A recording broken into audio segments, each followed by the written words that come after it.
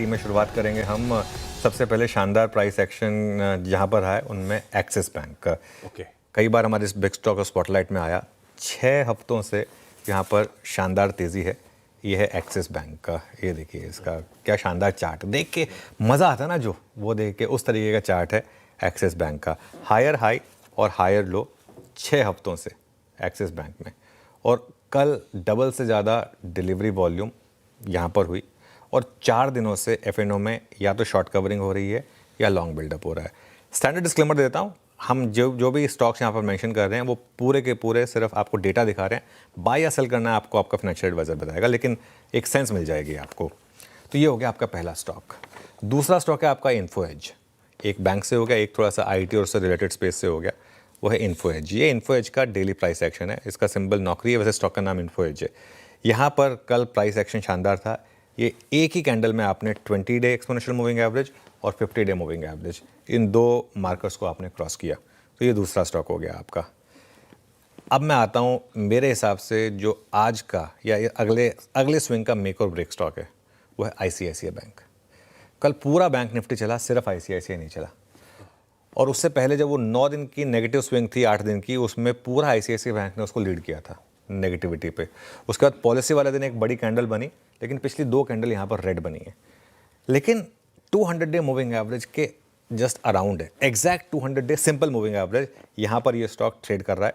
और 2 दिनों में यहाँ पर एक्चुअली लॉन्ग अनवाइंडिंग हुई जो पॉलिसी के बाद हुई थी। तो अगर तो ये यहाँ रुक गया तो बड़ा पॉजिटिव मार्केट के लिए, ये नहीं रुका तो ये बैंक निफ्टी की रैली को थोड़ा पंक्चर कर सकता है, क्योंकि सेकंड बिगेस्ट वेट है इसका after HDFC bank, almost same weight ही एक्चुअली दोनों स्टॉक्स का। तो ये आज का मेरा सबसे इंपॉर्टेंट मेक और ब्रेक स्टॉक है वॉच आउट करने के लिए।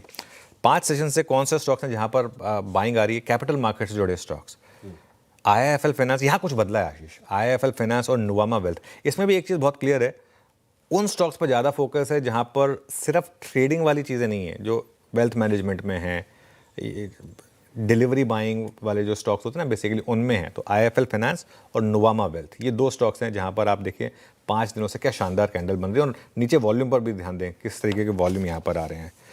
सबसे ज़्यादा डिलीवरी शॉकर्स कहाँ थे कल? 3 स्टॉक्स रेडार पर आए जहाँ पर मैसिव डिलीवरी वॉल्यूम जंप थे, नायका, फोर्टिस और डिलीवरी के डिलीवरी वॉल्यूम्स। नायका में 450% का जंप है डिलीवरी वॉल्यूम में, फोर्टिस में 400% का जंप है। कल ये दोनों स्टॉक्स हमने कवर किए थे। और डिलीवरी 374%।